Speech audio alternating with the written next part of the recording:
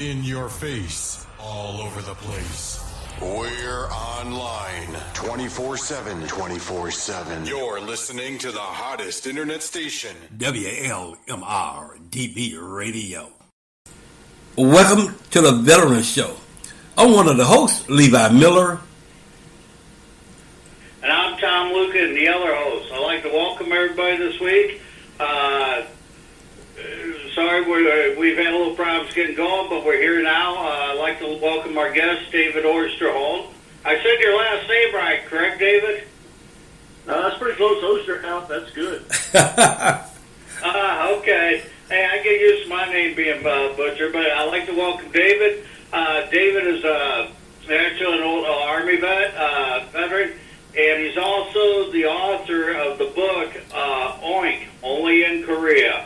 And but David, thank you for coming on the show, and we appreciate you. We do appreciate you coming on. Well, I appreciate you inviting me. I'll tell you what, we'll start off with. Why don't you give us a little bit of your military background, if you don't mind, please? Okay. Again, like you said, my name's David Osterhout. My claim to fame was that I was the S2 intelligence officer for 1st Battalion, 9th Infantry, which was the only infantry battalion stationed north of the Jim River, just south of the DMZ.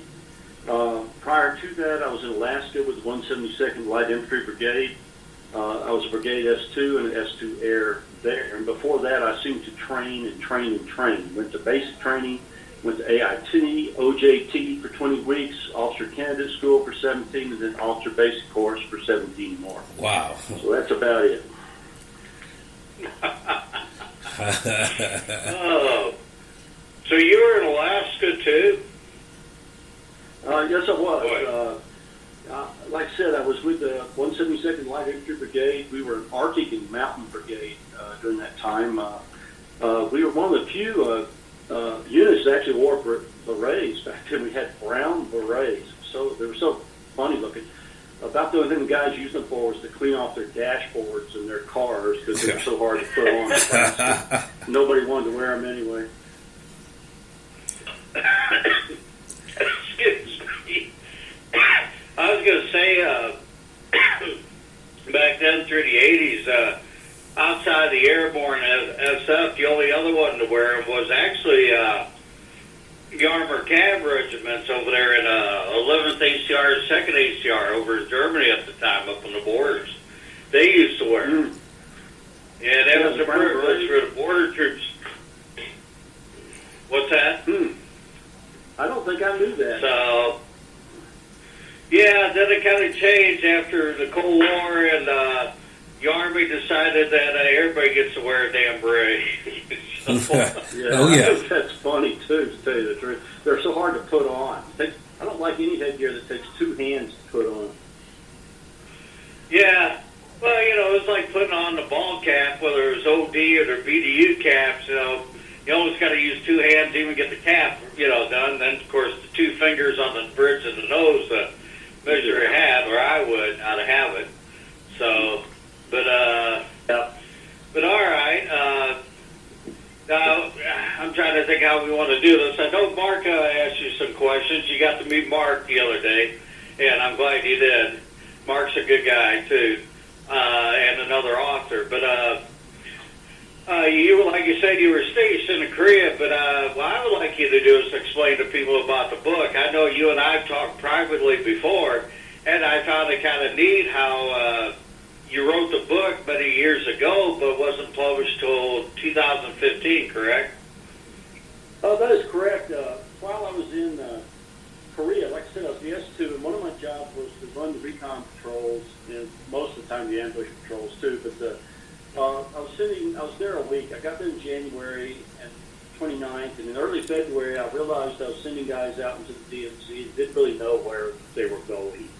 It was just lines on the ground. So I scheduled myself for a patrol, and on my very first patrol, just south of Guard Post Collier, it had been snowing, virgin snow on the ground. They sent me out to a right flank to check for vehicles coming down the MSR. When there weren't any, you wave the main body across, and then you run across, and as I was running across this open area, I tripped over some tanglefoot and fell into a pit of stakes, and one went through my knee. I got to finish the patrol, went back to, it was after 5 o'clock when I got back to Camp Reeves, and they sent me to, I think, Camp Edwards, and it was after 5, like I said, and there was an x-ray tech there, and he took an x-ray and said, nothing's broken, go back to your unit. So that's what I did, went back to the unit, and 11 months later, my leg hurt the entire time I was in Korea, and finally, 11 months later, I could hardly function. I went back to the medical unit. This time a doctor read the x-ray and he said, that's it, you're not going back up. He pulled me out of the line right then, sent me to the 121 evac hospital. I took a medevac. It was the longest flight on earth.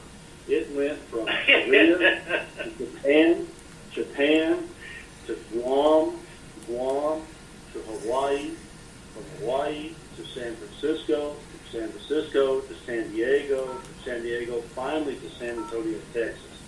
And I was put in a Brooke Army Medical Center, and they basically took bones out of my knee, took bones from my hip, and remade my leg. And I was in the hospital there from January to August of 1981.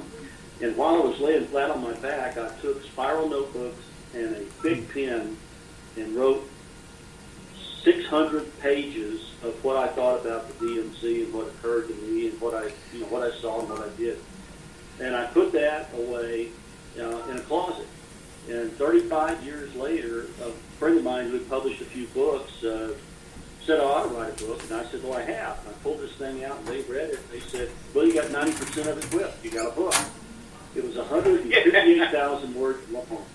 I took 3 pages describing barbed wire, or maybe 3 pages describing a sunset or something ridiculous like that.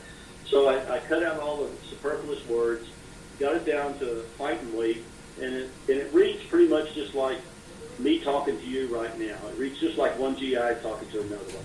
And it starts from the minute I land to the minute I walk out of the hospital, basically. So it's a slice of life of the 1 year of my DMZ, and then the time in the hospital, and 18 months on rehab after that. Yeah, well, and I know you explained to me too. I'm going to say is I'll have to get the book. I say it with a few books, and my timetable just hasn't been there. But I know you told me you covered everything that happened in Korea, including going down to the Ville at night or weekends and so forth. You know, your book covers what the whole war is like, not just the DMZ. So that's correct. Correct. It covers just about everything that you could think of.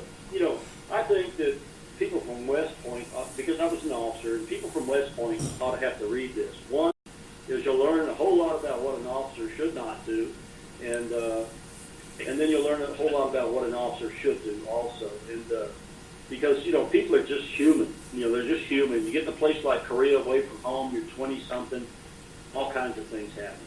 Oh, yeah. Your kids are 20, so some of us are first time were like 19, 18. Even worse. Yeah. But I've seen, you know, in my many years in and out of there, I've seen guys older, and I'm talking enlisted NCOs and officers.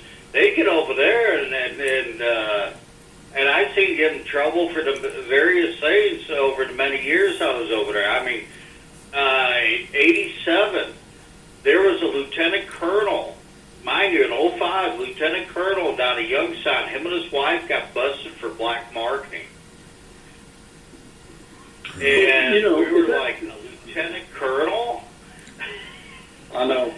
It makes you wonder what they were trying to do, make a little more money. I just can't imagine. But if they wanted to bust you for black marketing, they just about could with anything. Because Koreans weren't allowed to have Tang. You know, you couldn't give a Korean a glass of Tang because it was on the black market list. You know, heaven forbid you gave him a bottle of booze or something. Yeah. Or a jar of mayonnaise, or there's a few other things.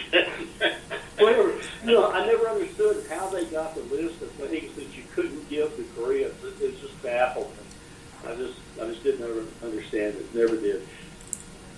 I don't know if it was based off what sold the most out of the commissaries and the PX. I'm not sure either. And, now they had the high dollar items too, like stereos, TVs, and so forth, that you had to have a LOA, as it's called, letter authorization, assigned by the commander. And I think no matter what your rank was, anybody, I think applied to officer enlisted. I honestly don't remember, but I know most people had to have an LOA if you want to buy, let's say, a TV at the PX. It had to be approved by the commander. And so, no, none of that stuff makes sense. One of the things in my book, Korea is called the land of the not quite right. The land of the not quite right, and there's just nothing over there that's quite right. It's just not. Yeah.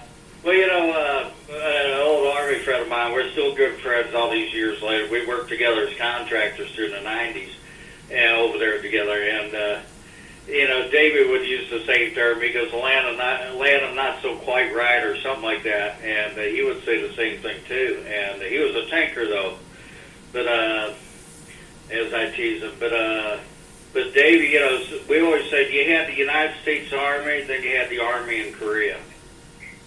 Yep, that sounds about right. Yeah, it's just not. I mean, you have to be there. You had to be there for it to make any sense to you. Oh yeah, well, some of the things are even different. Like, let's say, for example, for years, you got everywhere else it's AFN, Armed Forces Network. The radio and TV. Korea was the only place that added the extra letter in the acronym, and it was AFKN there for years. Armed Forces Korean Network. Yeah. Yeah, but everywhere else, Germany was AFN, or whatever, Panama, those guys called it AFN.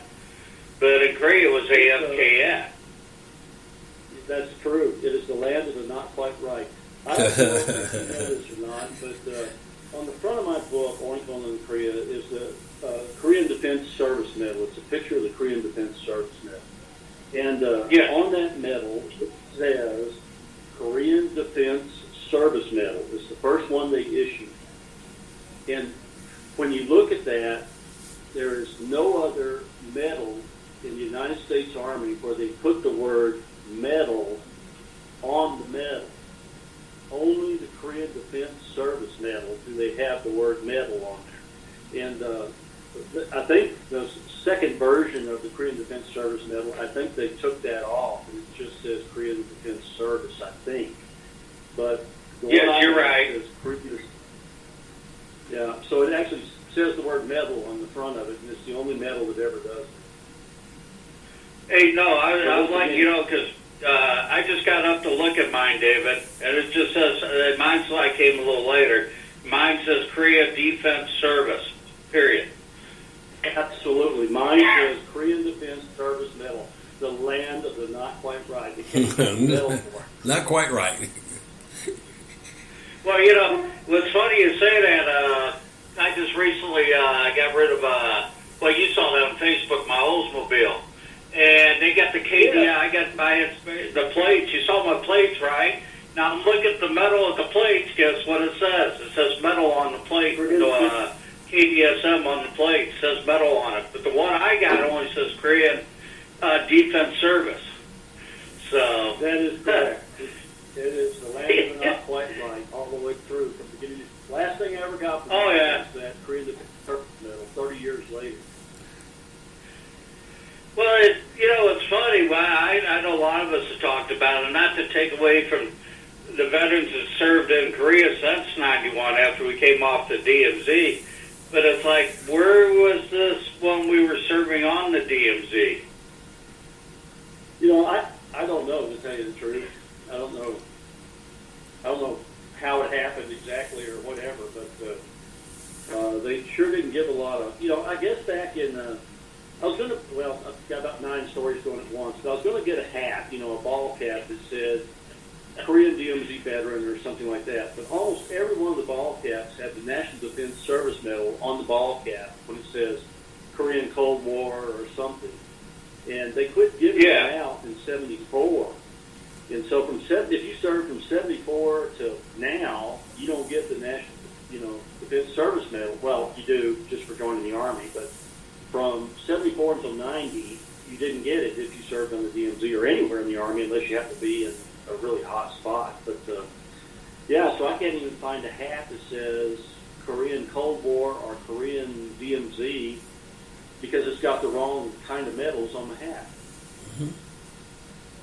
Well, they still haven't caught up with the KDSM because the KDSM came out, oh my God, President Bush signed that law, Jr., back in 2003. Does that sound right? That sounds about right, somewhere in that time frame. That's when they signed the medal in, and I didn't even really pay attention to the medal existed until like 7, 8 years later. Yeah, it's amazing that they authorized the medal for your service 50 years after the service. Yeah, but that's what they did. So, well, I know when I send in a correction to my records, I get the letter back saying we corrected your, they gave me my DD 215 and corrected my records, but they said, but we gave it to you, but it was she that wrote the letter to it. She said she goes, but you're past the deadline. And he goes, we're not supposed to give it. I said, past the deadline? What? I never got any notification there was such a medal. I didn't even know about it. It took me 8 years to find out about it. Yeah. And so, it wasn't highly advertised. And when it first came out, we didn't have all these Facebook things either. I mean, we didn't have all this instant media.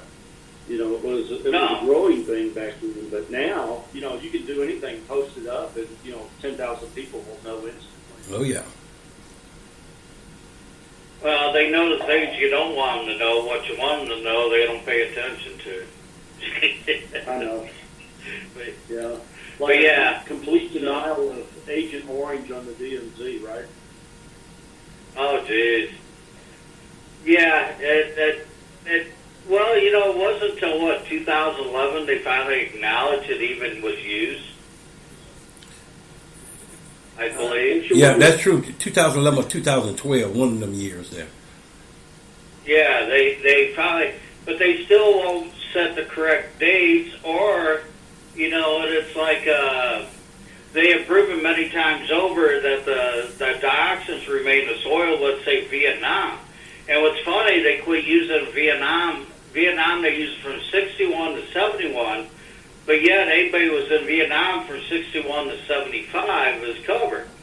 But now in Korea, they use it up, they say in the DMZ, anywhere from 67 to 69, but by 71, September 30th, 71, or August 31st, 71, poof, you're not covered.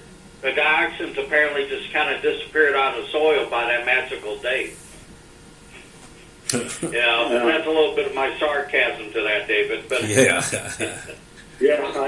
agree with it 100%. Well, I question,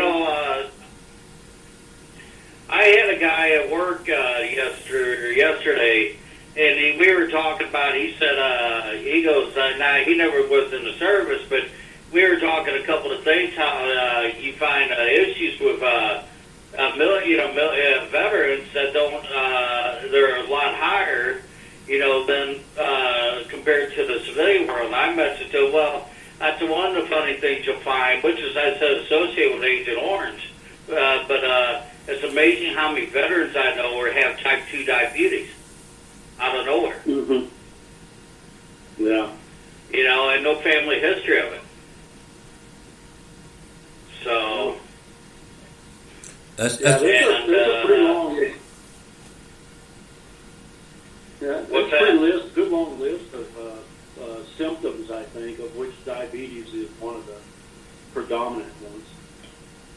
Oh, yeah, type 2 diabetes is, well, and they keep adding to the list. So they still don't know what damage toxins or Agent Orange could do to you.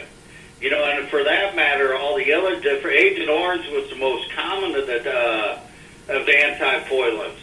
but they have many others out there too, you know.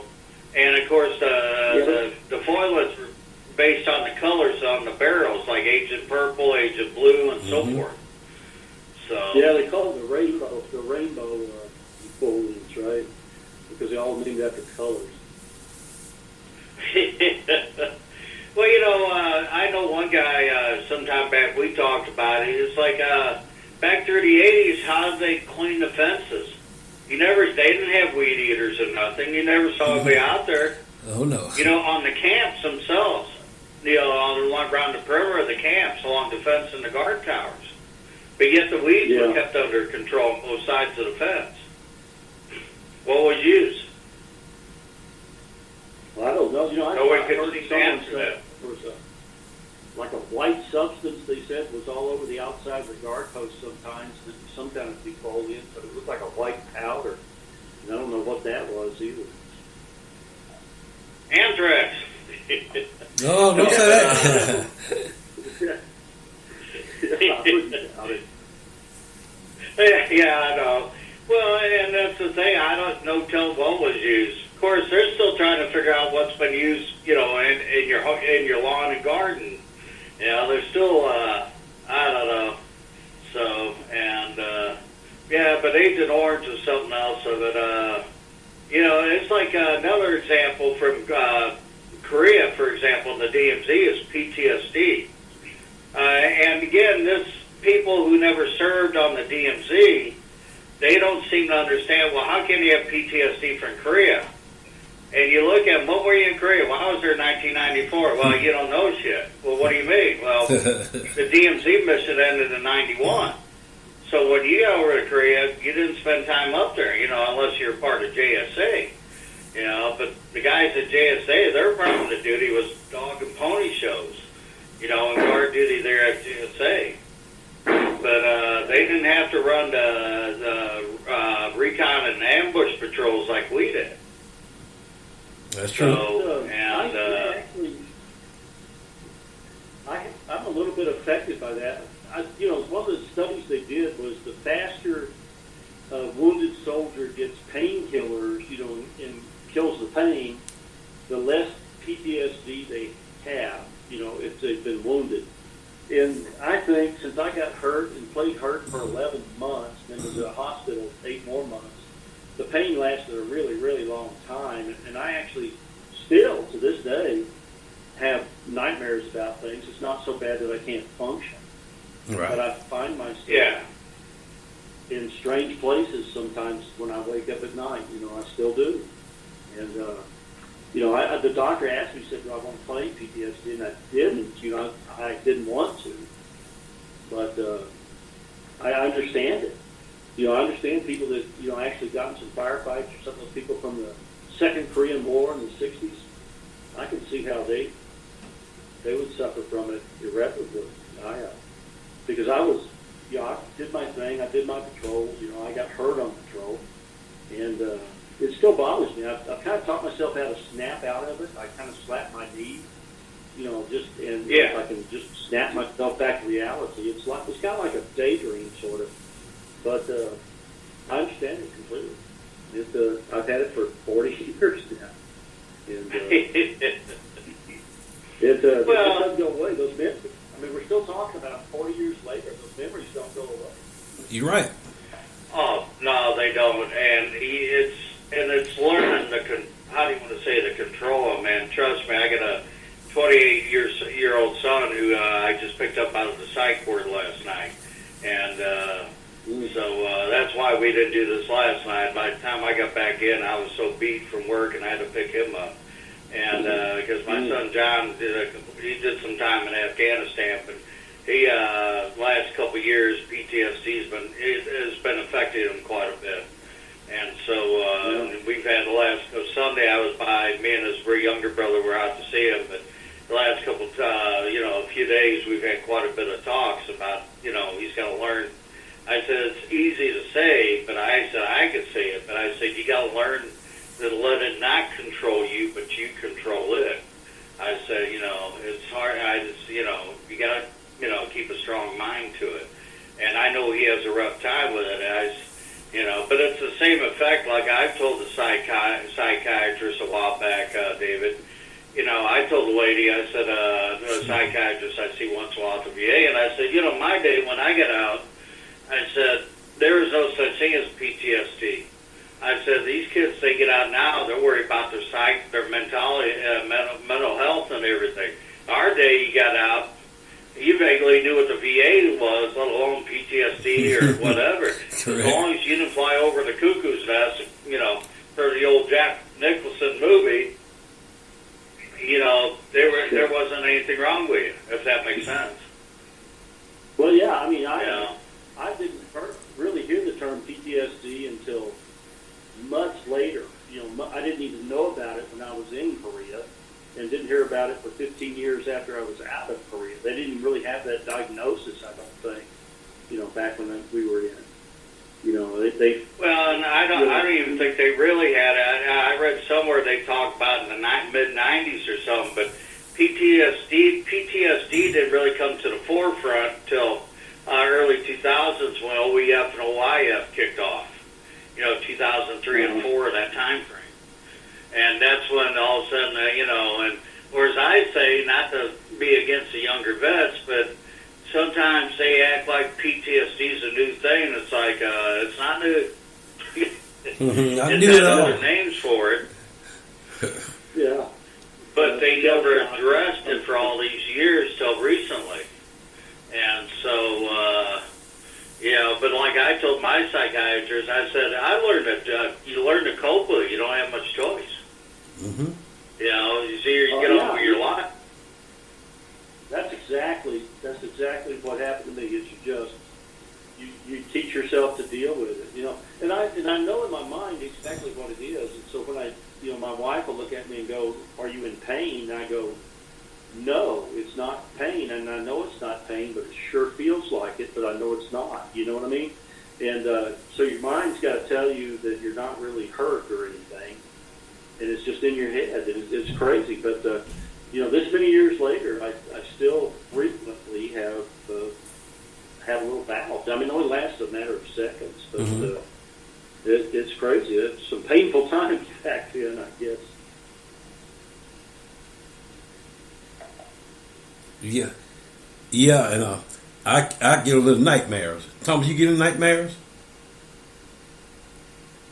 No, it's not usually too bad, or I don't remember them.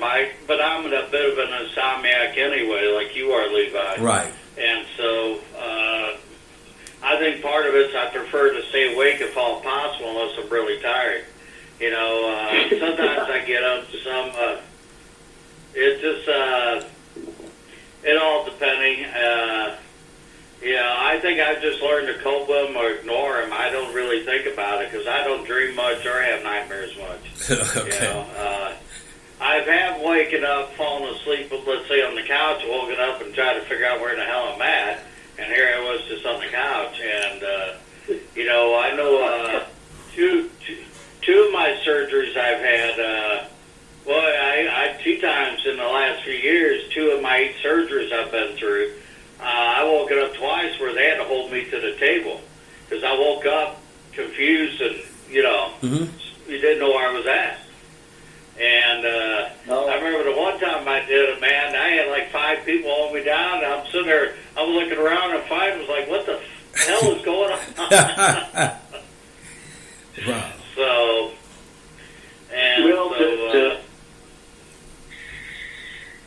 to add what's to that, mine, let me tell you this story real quick. When they finally decided to operate on me, they took me in. They gave me a spinal. They shot me up, through the middle of the back, and they were going to operate on my knee and my hip. Take bones from my hip. And I was groggy. They gave me something to make me real groggy, but I wasn't under general anesthetic. And so I drifted off, and they were operating on me. And I hear this thing go whack, and I feel myself jerk. And I wake up, and I look down, and there's a doctor with a chisel in one hand and a hammer in the other. And he just put that chisel on the top of my hip bone and hit it, knocking the top of my hip bone so they could spoon the marrow out. And I remember seeing that, and I heard the anesthesiologist say, anesthesiologist says good night, and that's all I remember. But that chisel and hammer on my hip bone woke me up, and I'm sure that didn't add anything to my PTSD, don't you think? Yeah. But yeah, so I don't know why they give you a spinal to do an operation like that, but yeah, they did, and that thing woke me up. So they actually spooned out the marrow and actually just like a putty knife shaped, my leg again down around my knee.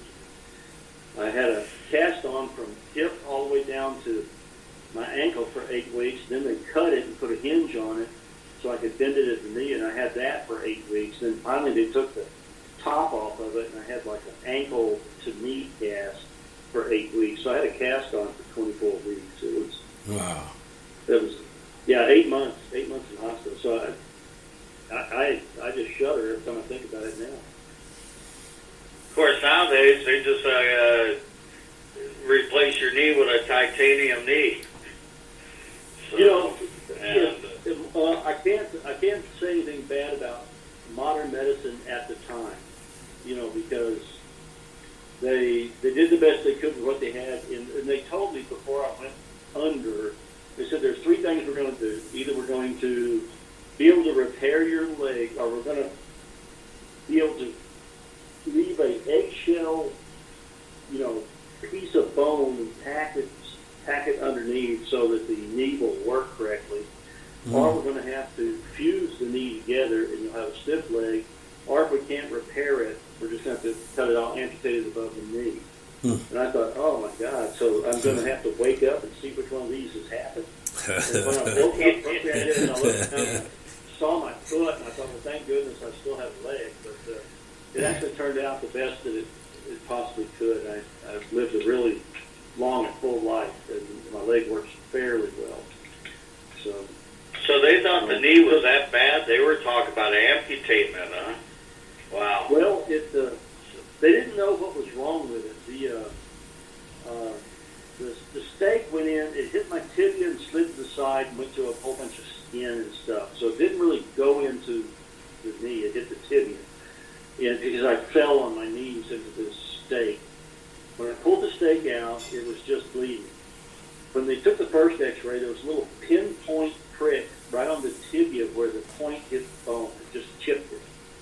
And then the second time, 11 months later, that little pinpoint prick was about the size of a golf ball. And they said it might have been a tumor at that time because they didn't know what was on the stick. They didn't know what could have probably contaminated. Now, 35 years later, they think it was a bone infection of some kind. And it made the bone honeycomb. So if it had shattered, it would just turn to powder, basically. So they had to take all that honeycomb out. So basically, they just had to take a bunch of my knee, just a bunch of bone out, and then remake it. So it's kind of a weird injury. But again, you got a cartilage in your. I was going to say you got cartilage in the knee too. That helps provide cushion in there. Well, I know they've had to remove a bunch of our cartilage in the past. So. Yeah, me too. On this, I've had another operation since then, and I don't have much cartilage left in there now. But like I said, I can't fault them. They took a really bad situation, and I managed to live a good life. I could walk. I could walk and talk. So, modern medicine. If I'd gone on any longer, they may have had to, cut my leg off. And so I'm really happy the way it turned out. Yeah, and like I said, nowadays they would have, okay, we're putting in a new titanium knee. But so nowadays they can. It's like talking to my kids, especially my youngest son. I said, when I was your age, I go, you had a knee injury. That was career ending. You're done. Especially in sports, you were done. You tore up that knee, you're done for life. That was it. I said, now they, you look at some of the stuff they do, these guys in sports, and it's like, they're able to extend their careers, I mean, my God, look at baseball. You know, Levi can test this. He's about as big a baseball fan as I am. Oh, yeah. And look at that. You know, guys have 2-3 Tommy John surgeries in their career. You know, which is really you know, Tommy John surgery, which was started by Tommy John, who was a pitcher of the Dodgers. Mm-hmm. But, you know, that was still a rare surgery, even after it initiated from Tommy John. But the last 15, you know, since the year 2000, it's not uncommon to see pitchers have 2, maybe 3 of them. Yeah, they get them all the time. Yeah. They get them all the time now, right? Yeah. Yeah, it's kind of like me going in every 6 months getting a shot in the knee. 'Cause speaking of no cartilage, I go in for Synviscus. In fact, I'm overdue. I got to go in about 3 weeks and have another shot to the right knee. And due to lack of cartilage, I used to go in every 6 months, and they injected what they call Synviscus. They kind of give me a cushion there in the knee to make up for the lack of the cartilage. Mm-hmm. So We're kind of getting all like the Tin Man. It's sort of like the Tin Man and Wizard of Oz when he get oiled up. So, yeah. Yeah, I remember that, Dave. Well, that's the way I feel when they keep operating on my joints. You know,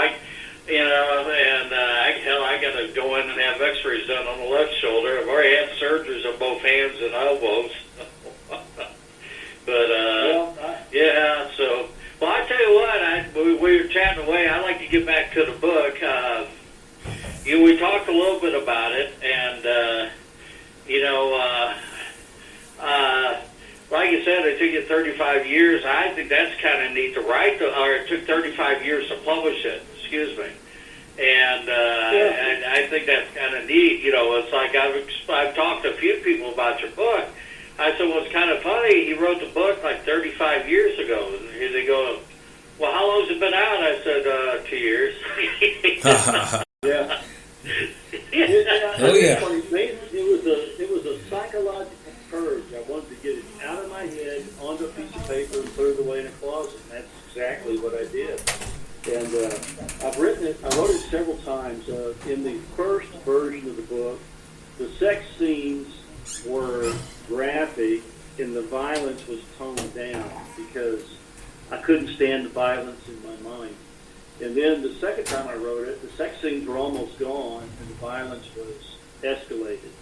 And the third time I wrote it, I finally said, well, let's just tell it like it happened. And that's what I did. So I finally got a version that I could live with that, you know, is halfway readable. Yeah. So yeah, which vills did you talk about? Well, let's see. The main one was. Got me curious. Yes, I had a buddy sit down with the first of the 23rd, I guess, the Tomahawks, and Toko Reed was right outside of his compound, and Camp Hovey there outside of Casey or next to Casey. Yeah, it was Hovey right next to Casey, and Toko Reed was right outside. That was probably the main one. And of course, PDC and Itaewon. My first night there was down in Itaewon. So Hooker Hill. I really Yeah. I actually went to Walker Hill one of my last nights there. I was in the hospital, and I had to be in the hospital at 121 for 7 days before they could get a medevac out.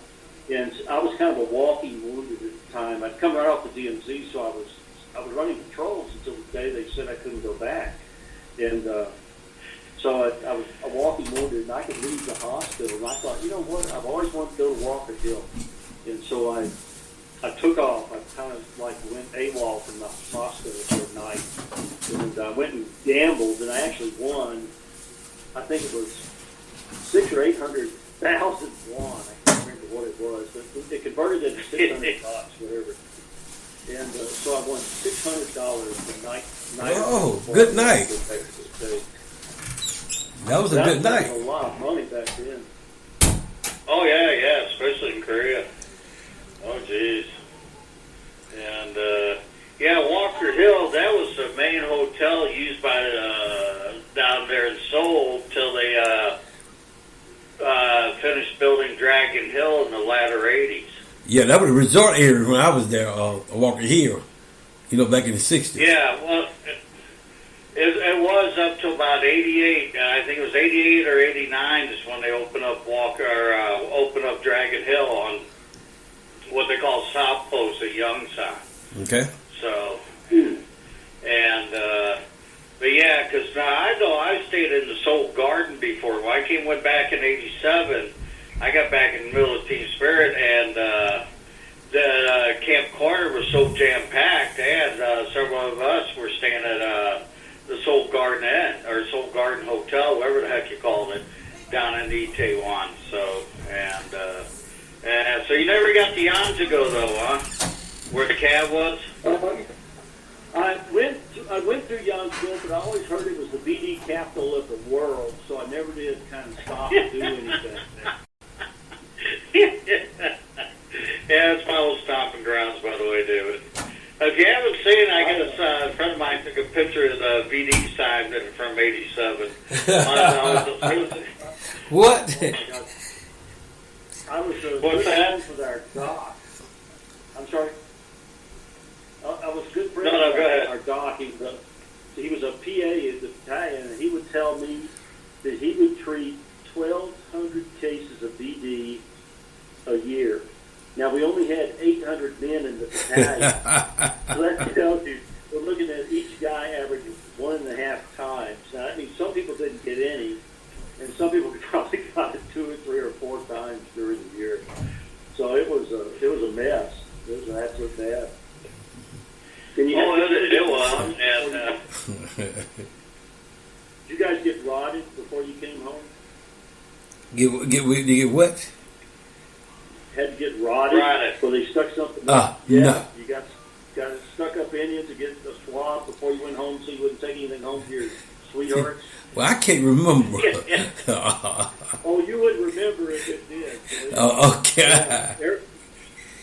Since we had such a prevalent amount of VD, everybody who rotated back to the world had to get rotted and had to take a VD test or a syphilis test or a gonorrhea test or whatever they tested for.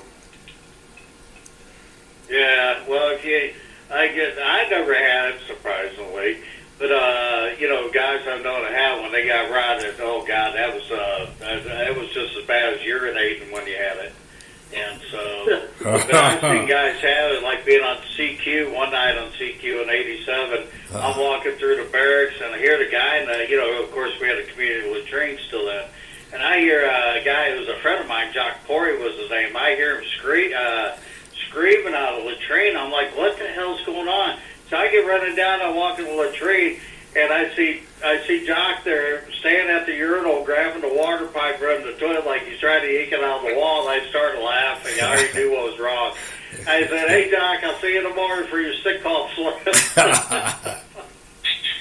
Oh, yeah. Yeah.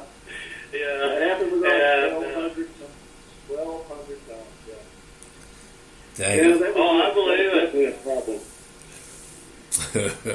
Well, and your battalion was probably even worse because you guys, were real limited being north of the engine guy.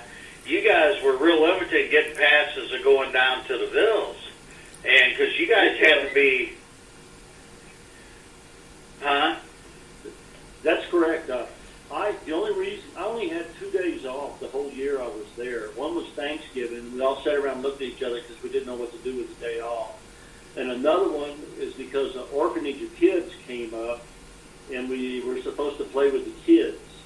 And so that was the only 2 days I had off. The rest of the time, if I was south of the river, I was down there doing something. I either got sent down to go to a radar school one time I went to, and I went to the radar school, and the sergeant said, "You're an officer, right?" And I go, "Yeah, And he says, "Well, you don't have to be here. Just read this book." And I said, "Well, is the radar hard to work?" And he says, "No, it's an idiot, can work it." And I looked back, and they were assembling the radar, and there was this private back there, and he had the radar dish upside down. He wouldn't fit, so he was bending the radar dish to try to make it fit onto this contraption they had. And I looked at the first sergeant who was teaching, and I said, "Well, that guy, obviously is an idiot because he can't get that put together." And so I left. And as I was walking off, I heard this first sergeant yell, "Private, what flavor of shit are your brains?" or something like that. And I thought, how can anybody answer those kinds of questions? And so that's the last I heard that. But since I didn't have to go to the 3-day radar school, I just goofed off and wandered around the vills. And that's kind of how I got away with it, is that I always got sent to do something that I never really had to do. Yeah, so you started to run in the vills. Oh, yeah. There was this girl down there. I don't know if y'all ever heard of her. Her name was Cannonball. Have you ever heard of Cannonball? No, where was it? TDC or? Cannonball. You know, I can't remember where that was now, but this girl had a front end on her that was so big that they named her Cannonball. And I was determined to meet Cannonball just to see her one day, and finally I actually found her. I found Cannonball, and it was the craziest rendezvous I think I've ever had before. It was really weird. This girl was so big that she could, after she took her top off, she could bend down with her legs stiff, bend over, and touch them to the floor. What? And yes, she could bend forward and touch them to the floor. And I don't know, that image is burned into my brain too. I can't get that one out of my brain, but yeah, it's Cannonball. And so when I got back to my unit, I asked the guys, I said, "Hey guys, have you ever heard of this girl Cannonball?" And they go, "You know, of course we have." Said, "You didn't go to bed with her, did you?" And I said, "No." And evidently this girl was a walking, petri dish of venereal disease, I guess. But everybody that ever been with her had come down with something horrible. But she had the biggest ones I've ever seen in my entire life. I mean, this girl didn't have a chest. She just had boobs. It was the craziest thing I've ever seen. But her name was Cannonball. And wow. She was famous with the guys, but, I'm sure she's as old as we are now, and I hate to think what she looks like. But I'd rather say. Oh, God, I can't imagine. But those are the kinds of experiences I had. And the reason I met her is I was pretending like I was an Ondal stove inspector, and I was going around knocking on doors looking for her, and after about 3 or 4... You're a conniving. Hey, David, you were a conniving SOB back then, weren't you? Hey, yeah, but after I went through 4 or 5 different booths, finally she answered the door, and I went in and inspected her stove for her. But that's how I got to meet Cannonball. But she was 11. Cannonball. Hey, that's kind of like they had the one in Tokeria, and I'm not sure when she started, but I know she was there through the 90s. I heard about her. Because I didn't get down to Tokeria, even though when I was a contractor, I lived up what they call wing apartments, just up the hill, literally, from her. But there was one called the Midget, and she was a midget that ran around, I guess, worked it.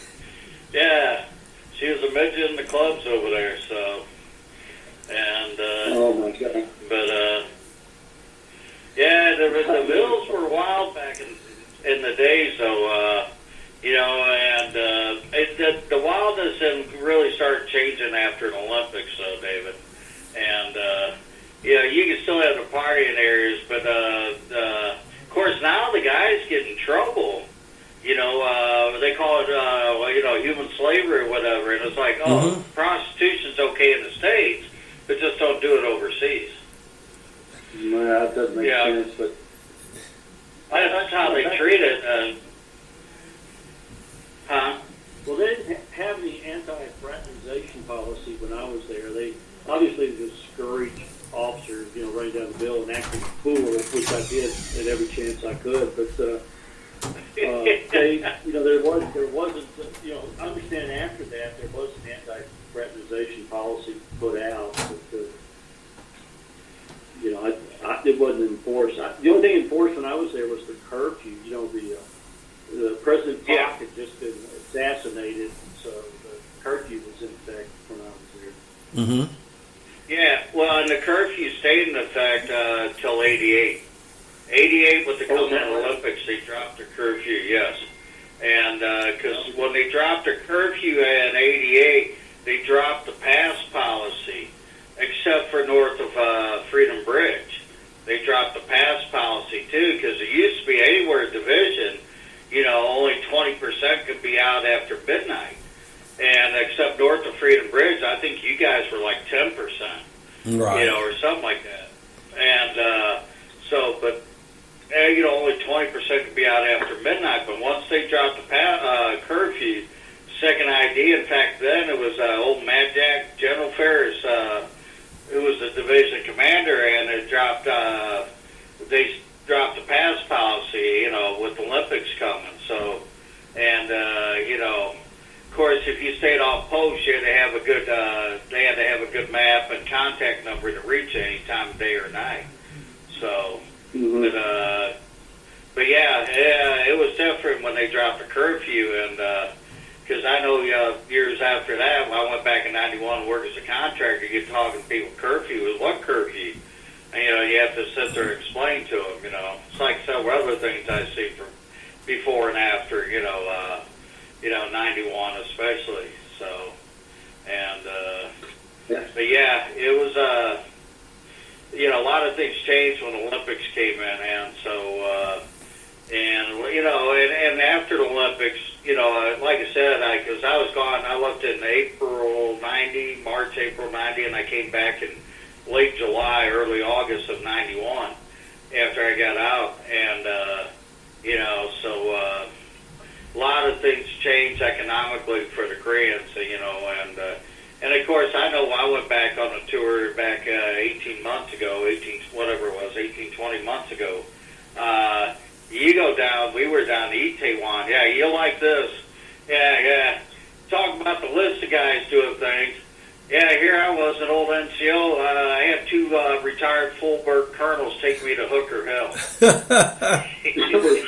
Yeah, two full bird. Okay. But it was. You should have seen Itaewon. Now, I know it was a weeknight, and by 11 o'clock, it was dead, David. It was not the same Itaewon we used to know. It was dead by 11. And so they really seemed to discourage the, soldiers from going. And, of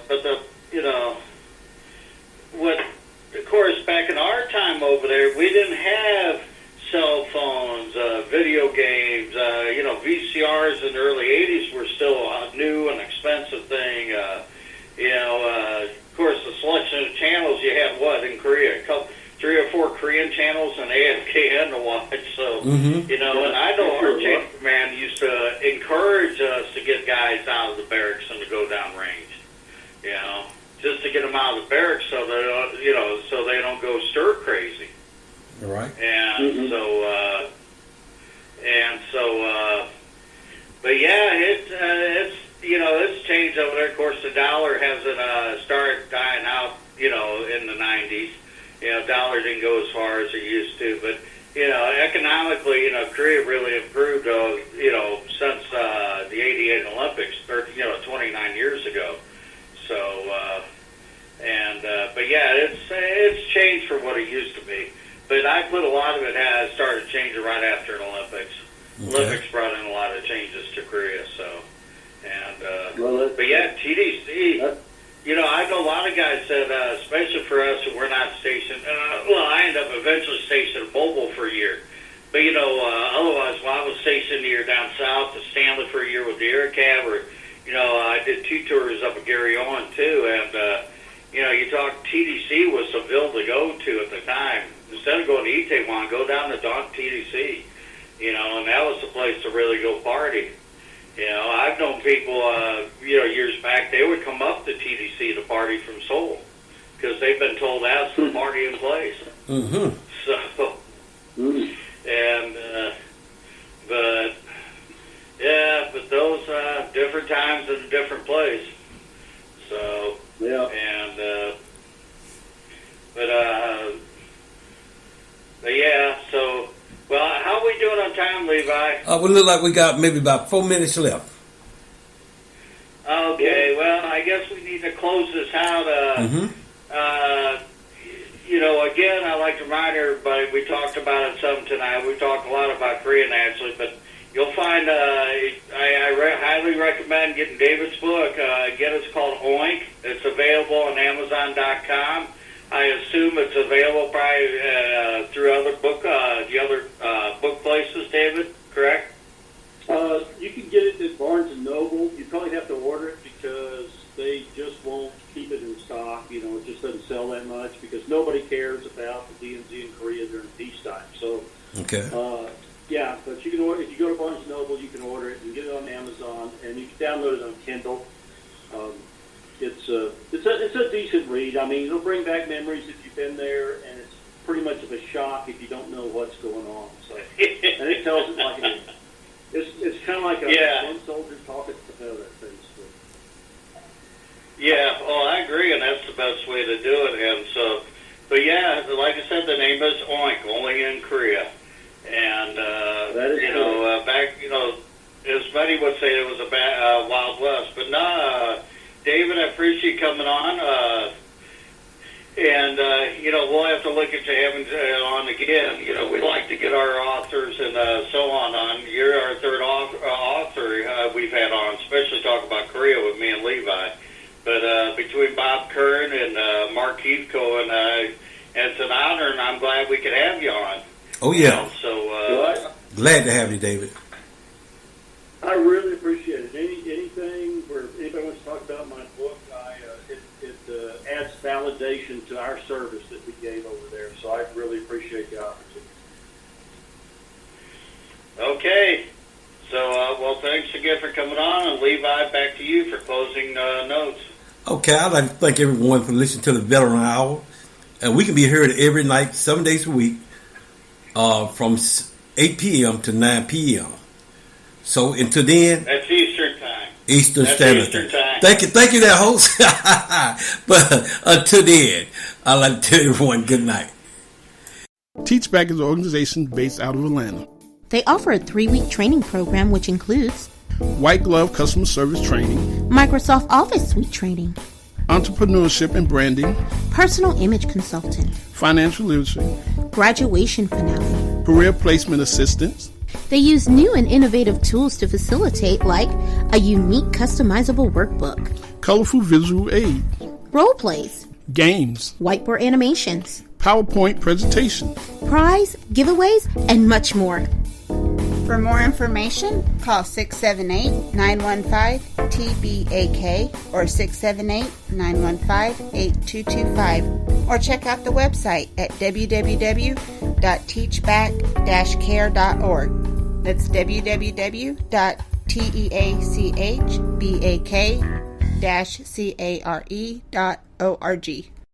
My experience with USAA is awesome. Homeowners insurance, life insurance, automobile insurance. I spent 20 years active duty. They still refer to me as gunnery sergeant when I call. Being a USAA member because of my service in the military, to pass that on to my kids, something that makes me happy. My name is Roger Zapata and I'm a USAA member for life.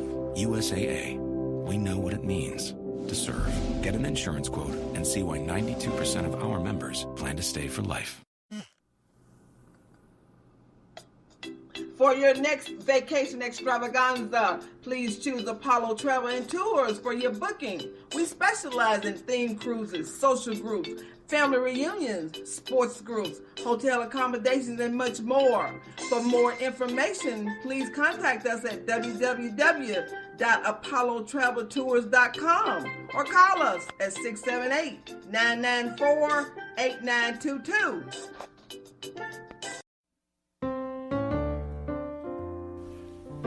Hello, Atlanta.